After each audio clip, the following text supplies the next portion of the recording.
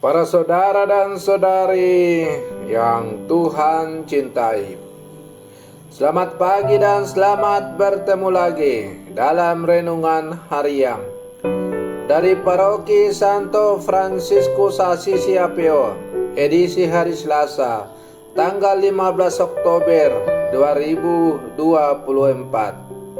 Hari ini Gereja Semesta memperingati peringatan wajib Santa Teresia dari Yesus, perawan dan pujangga gereja. Mengawali hari yang baru ini, kita hendak mendengar dan merenungkan sabda Tuhan. Marilah sebelum kita mendengar dan merenungkan sabda Tuhan, kita berdoa. Dalam nama Bapa dan Putra dan Roh Kudus. Amin. Allah Bapa, sumber kebijaksanaan, dengan roh-Mu Engkau menggerakkan Santa Teresia dari Yesus untuk menunjukkan kepada gereja jalan kesempurnaan yang harus diikuti. Kami mohon semoga kami selalu diterangi dengan ajaran yang diterimanya dari-Mu dan dikobarkan oleh kerinduan akan kekudusan yang sejati. Bersabdalah ya Tuhan, kami siap mendengarkan. Terpujilah Engkau Bapa, Putra dan Roh Kudus, kini dan sepanjang segala masa. Amin.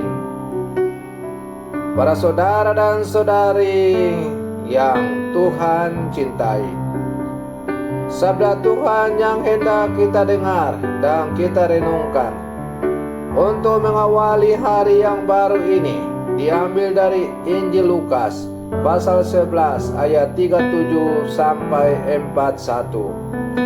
Tuhan bersamamu. Inilah Injil suci menurut Lukas. Pada suatu ketika selesai mengajar, Yesus diundang seorang Farisi untuk makan di rumahnya. Maka masuklah Yesus ke rumah itu, lalu duduk makan. Tetapi orang Farisi itu heran melihat Yesus tidak mencuci tangan sebelum makan. Lalu Tuhan berkata kepadanya, "Hai orang-orang Farisi, kalian membersihkan cawan dan pinggan bagian luar, tetapi bagian dalam dirimu penuh rampasan dan kejahatan. Hai orang-orang bodoh, bukankah yang menjadikan bagian luar, dialah yang juga menjadikan bagian dalam?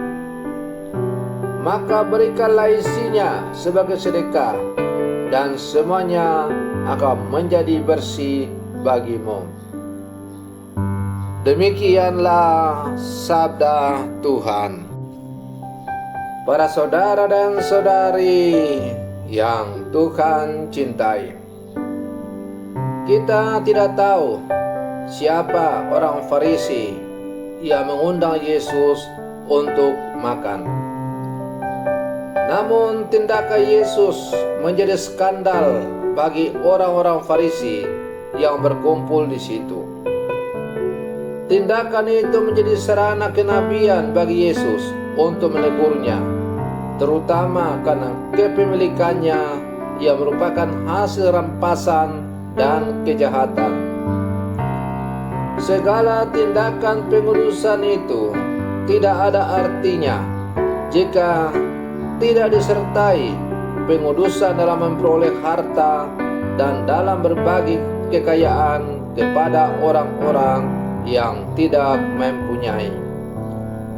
Para saudara dan saudari yang Tuhan cintai, sabda Tuhan ini menjadi pertanyaan bagi kita yang aktif dalam doa dan aktivitas rohani lainnya.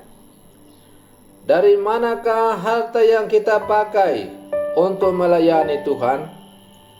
Apakah dari sebuah kerja keras dan jujur, ataukah dari kejahatan dan rampasan yang merugikan orang lain?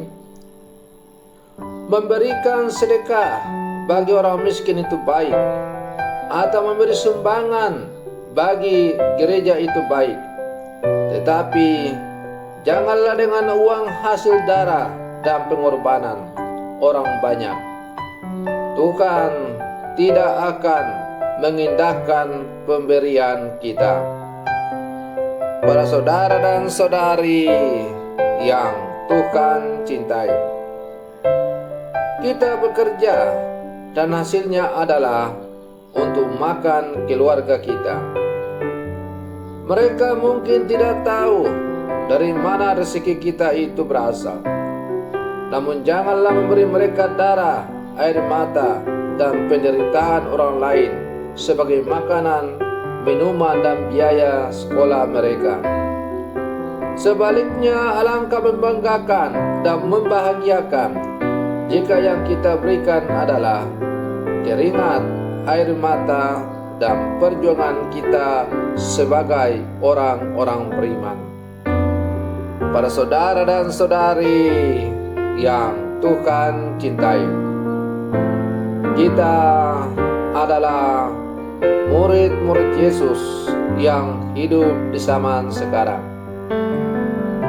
Melalui sabdanya yang baru saja kita dengar tadi, kita diajak untuk merenungkan bagaimana sebaiknya hidup kita sebagai murid-murid Yesus. Kita diajak untuk tidak bersikap munafik dalam menjalani kehidupan sebagai orang beriman, seperti yang dihidupi oleh orang-orang Farisi. Orang-orang Farisi dalam menjalankan kewajiban keagamaan mereka, semuanya dilakukan hanya demi supaya mereka disanjung, dipuji, dan dihormati. Tetapi perilaku hidup mereka sehari-hari adalah sungguh-sungguh bertentangan dengan apa yang diajarkan oleh hukum Taurat. Hidup keagamaan mereka hanya semu dan palsu belaka, hanya sebuah kamuflase untuk mengelabui orang banyak bahwa mereka adalah orang saleh. Sebagai murid-murid Yesus, kita diajak agar kita bersikap jujur, polos di hadapan Tuhan dalam menjalani kehidupan kita sebagai orang-orang beriman. Para saudara dan saudari yang Tuhan cintai, karena itu mari kita berlangkah bersama, terus bergandengan tangan. Mari kita juga selalu berjuang bersehati menjalani kehidupan beragama dan beriman kita dengan sungguh-sungguh jujur dan polos di hadapan Tuhan. Semoga pada akhirnya kita sungguh-sungguh semakin bertumbuh dan menjadi orang beriman sejati yang hidup di zaman sekarang. Selamat pagi, Tuhan Yesus memberkati.